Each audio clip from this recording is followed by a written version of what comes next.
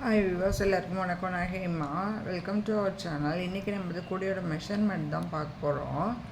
இது பார்த்திங்கன்னா லாஸ்ட் வீடியோவும் இதே கலரில் தான் கூட பின்னியிருந்தேன். அது நார்மல் பேஸும் மேலே வந்து கிராஸ் கட் நாட்டும் வர மாதிரி போட்டிருந்தேன்.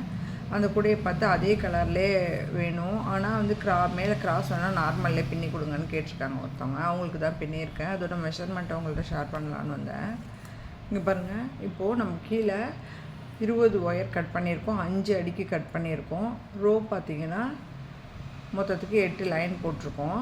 இது நம்ம எல்லோ 4 ப்ளூ 4 இப்படி மாற்றி மாற்றி வச்சு பின்னா இந்த டிசைன் வரும். அதேமாரி இந்த சைடு பார்த்திங்கன்னா இங்கே நம்ம சென்டரில் 4 ப்ளூவும் ஓரத்தில் 2 எல்லோவும் வச்சு பின்னியிருக்கோம். லென்த்து பார்த்திங்கன்னா 17 ரோ பின்னிட்டு ஒரு ரோ உள்ளார வர மாதிரி மடக்கி விட்டுருக்கோம். இங்கே பாருங்கள் லேடர் நாட் எப்படி வந்திருக்குன்ட்டு நீட்டாக கூடையும் ஃபினிஷிங்காக வந்திருக்கு. இப்போ ஹேண்டில் பின்னிட்டு வந்து அதோட மெஷர்மெண்ட்டை சொல்கிறேன். இது பாருங்கள், ஹேண்டில் பின்னிட்டு வந்தாச்சு.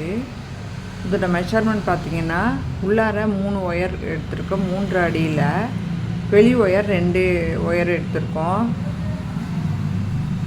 எல்லோ ஒரு ஒயரும் ப்ளூ ஒரு ஒயரும் எடுத்திருக்கோம். இது இந்த 2 ஒயர் அளவு பார்த்திங்கன்னா 6 அடிக்கு எடுத்திருக்கோம். எடுத்து நார்மல் முறுக்கு ஹேண்டில் தான் பின்னியிருக்கோம். பின்னிட்டு அது வெளில வராமல் இருக்கிறதுக்கு இங்கே துண்டு ஒயர் கொடுத்து கட்டி அதை உள்ளார சொருகியிருக்கோம். கூட ஃபினிஷ் ஆகிடுச்சு. எப்படி இருக்குன்னு சொல்லுங்கள். பிடிச்சிருந்தால் லைக் பண்ணுங்கள், ஷேர் பண்ணுங்கள், கமெண்ட் பண்ணுங்கள், முக்கியமாக சப்ஸ்கிரைப் பண்ணுங்கள். அது எனக்கு ஒரு மோட்டிவேட்டாக இருக்கும். நன்றி, வணக்கம்.